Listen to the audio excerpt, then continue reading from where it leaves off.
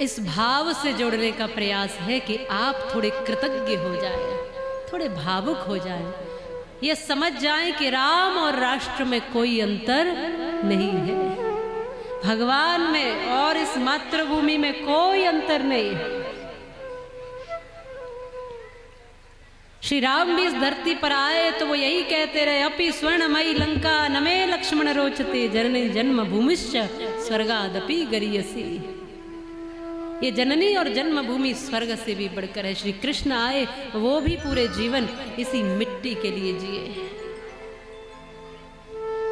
हमारा कर्तव्य भी कुछ बनता है। तो देशभक्ति कैसे करते हैं आप बताइए? आप तो देशभक्त हैं।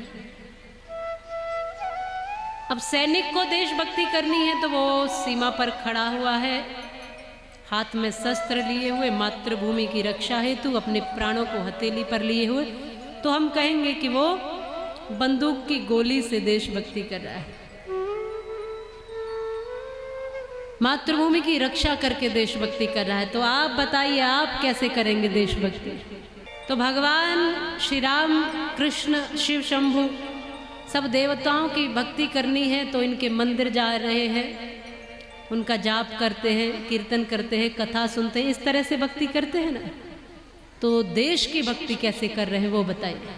तो आज एक चिंतन ये जरूर रखो और यहाँ से ये सीख जरूर लेना कि हाँ, हमें भी देशभक्ति करनी चाहिए, और केवल 15 अगस्त और 26 जनवरी पर ही नहीं, रोज करनी चाहिए, क्योंकि रोज देश में रहते हो, रोज देश का खाते हो, रोज देश से जीवन ले रहे हो, हवा ले रहे हो, प्राण ले रहे हो, सब कुछ ले रहे हो ना, यहाँ रोज ही ले रहे हो। ऐसा नहीं कि एक दिन चलो आज हम पूरे दिन ऑक्सीजन नहीं लेंगे, कल देखेंगे, ऐसा करते हो? अरे ऑक्सीजन तो छोड़ो, भोजन भी नहीं छोड़ते एक दिन के लिए। कभी व्रत भी रख लो तो उसमें भी 10 चीजें खा ही लेते हो। तो रोज रोज जब इस धरती से सब कुछ ले रहे हैं तो इसकी रोज पूजा और भक्ति भी करनी चाहिए। तो वो कैसे होगी? तो यहाँ से सहज भाव में समझते चले जाएं कि देशभक्ति क्या है, कैसे करेंगे और देशभक्ति क्या है।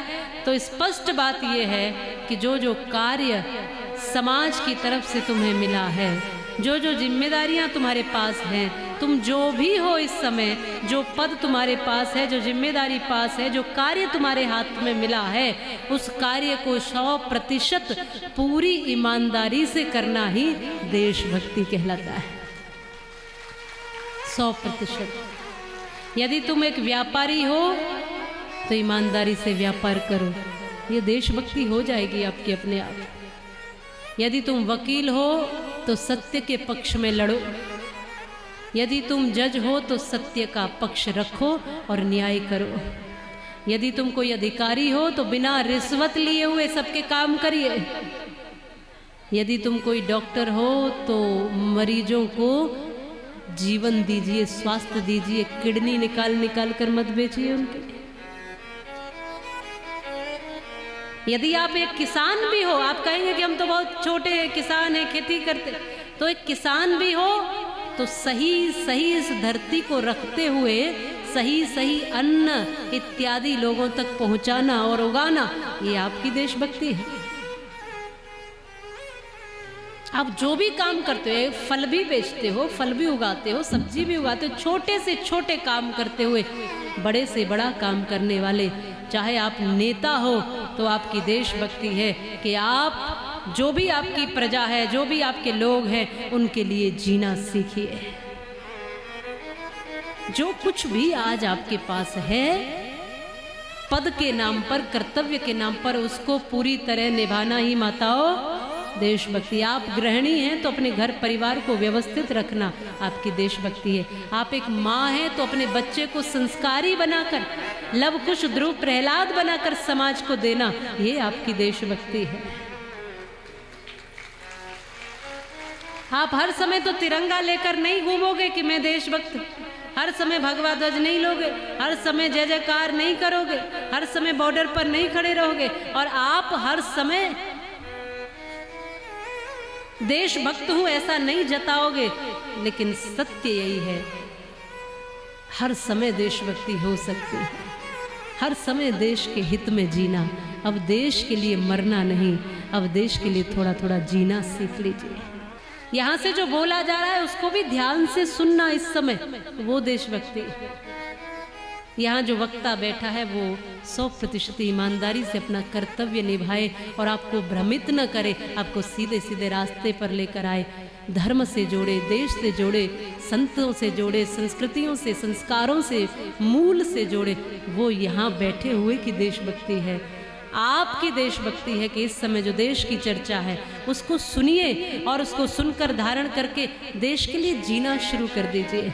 मेरे किसी भी कार्य से मेरे राष्ट्र को कोई नुकसान तो नहीं है। देश कहाँ है? किसी कोई बिल्डिंग का नाम देश थोड़ी है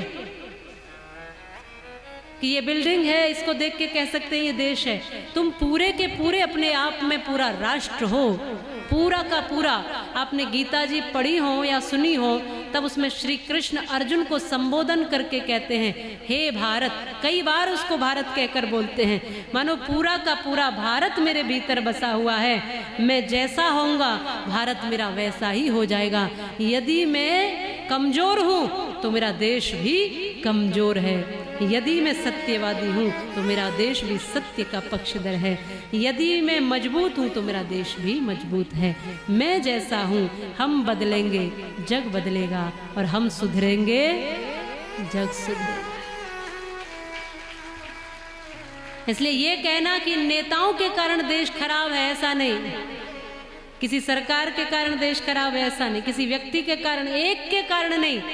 इसमें सबकी भूमिका है, सबकी भूमिका। अपने अपने आप में झांक कर देखो कि हम कितने खराब हैं, अपने अपने आप से पूछो कि हम कितने ठीक हैं। हम जितने जितने ठीक हैं हमारा देश उतना उतना ही ठीक है, और हम जितने जितने खराब हैं हमारा देश उतना उतना ही खराब है। ये जान लीजिएगा।